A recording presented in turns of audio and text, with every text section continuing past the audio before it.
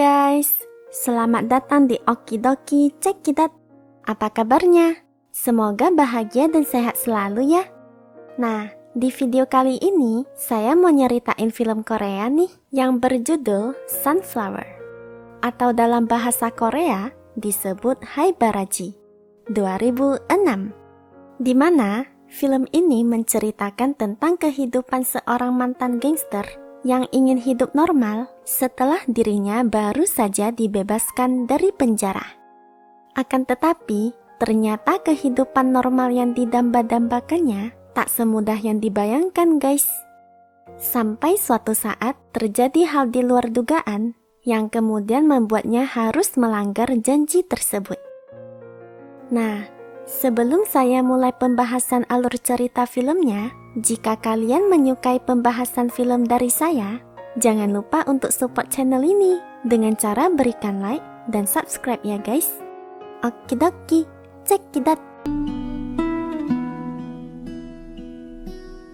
Di awal cerita, kita diperlihatkan dengan seorang mantan gangster di sebuah kereta yang bernama Tae-si.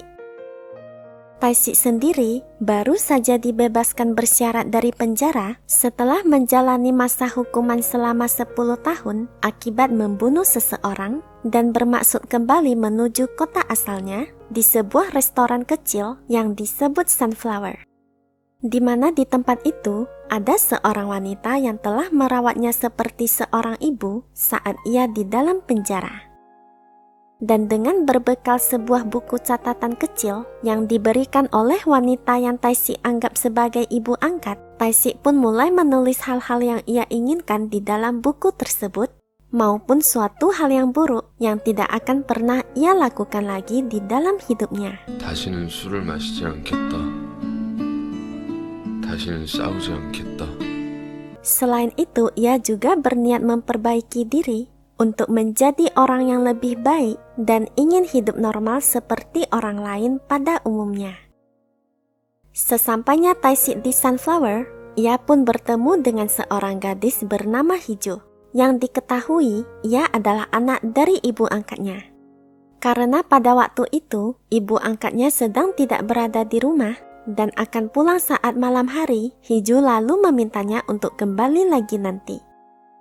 Kemudian Tae-si pun pergi menemui kedua teman lamanya, yaitu Changmu dan Yang-ki. Kini mereka telah hidup mewah di bawah kekuasaan seseorang yang bernama Cho Pen-su. Karena di sini, Yang-ki masih merasa takut dan cemas dengan kemunculan Tae-si, lalu mengutus kedua anak buahnya untuk terus mengawasi Tae-si.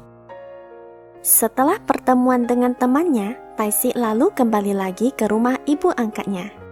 Melihat kedatangannya di rumah itu, ibu angkatnya merasa sangat senang.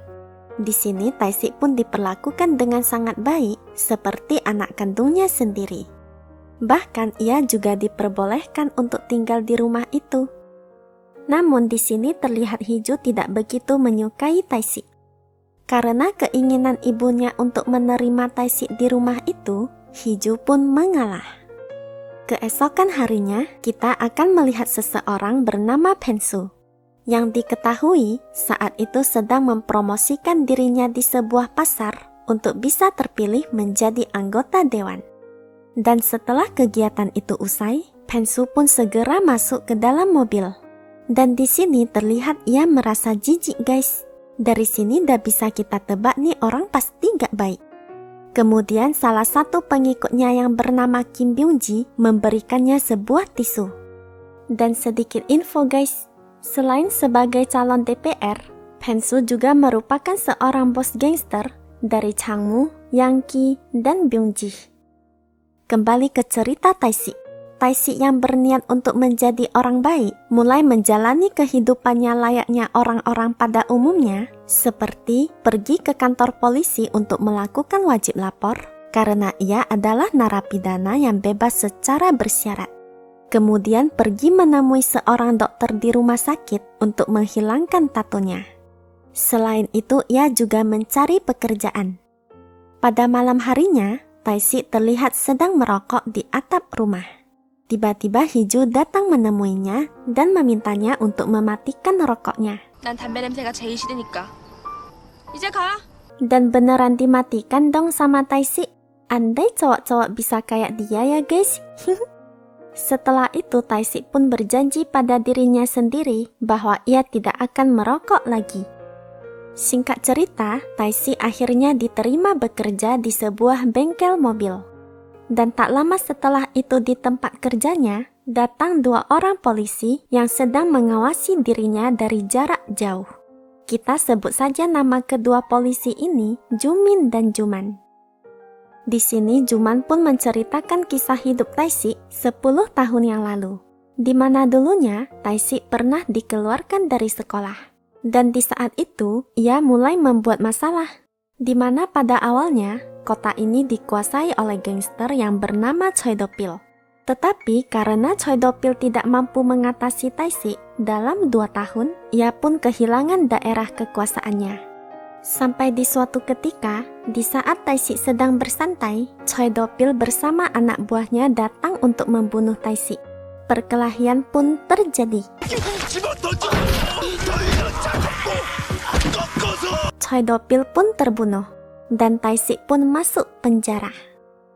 Selama dirinya di penjara, Byung-ji pun bekerja sama dengan Cho Pen-su untuk menjadi penguasa kota tersebut. Dan mereka pun merekrut Chang-mu dan Yang-ki. Shin lalu beralih kepada Pen-su, di mana di saat itu ia melakukan pertemuan dengan Yang-ki, Chang-mu, beserta Byung-ji atas keberhasilannya terpilih menjadi anggota dewan. Di samping itu, Pen-su juga meminta Chang-mu untuk segera membereskan urusan bisnisnya, yang dimana diketahui urusan bisnis itu berkaitan tentang pembangunan sebuah pusat perbelanjaan dan tempat hiburan malam yang tertunda akibat sebuah restoran Sunflower yang berada di tengah proyek. Dan rumah itu ternyata milik ibu angkat Taisi guys. Keesokan harinya, Chang-mu beserta anak buahnya langsung mendatangi restoran itu dan merusak beberapa barang. Sebelum akhirnya, Chang-mu syok mengetahui bahwa di sana ada Taisi. Chang-mu langsung meminta anak buahnya untuk berhenti. Taisi yang kesal dengan tindakannya langsung mencekiknya. Dan ketika ibu angkat Taisi keluar, Taisi langsung melepaskan cengkramannya pada Chang-mu. Sementara Chang-mu yang kena mental lalu pergi. Setelah itu Taisi pun bertanya kepada ibunya, kenapa mereka kemari? Akan tetapi ibunya tak mau memberitahunya karena takut ia pergi membuat masalah. Beberapa hari setelah kejadian itu, kehidupan Taisi, Hiju, dan ibunya pun mulai terasa bahagia. Di mana Taisi memberikan sebuah hadiah kepada ibunya, yaitu sepasang sepatu dari gaji pertama yang ia dapatkan dari hasil bekerja di bengkel. Tak lupa pula hadiah untuk Hiju. Semenjak itu, hubungannya dengan Hiju pun semakin dekat seperti keluarga. Hiju bahkan meminta Taisi untuk mengajarinya tentang matematika. Selain itu, Hiju juga mengabulkan keinginan Taisi yang ia tulis di dalam buku, seperti ingin pergi piknik dan foto bersama. Bersambung di part 2.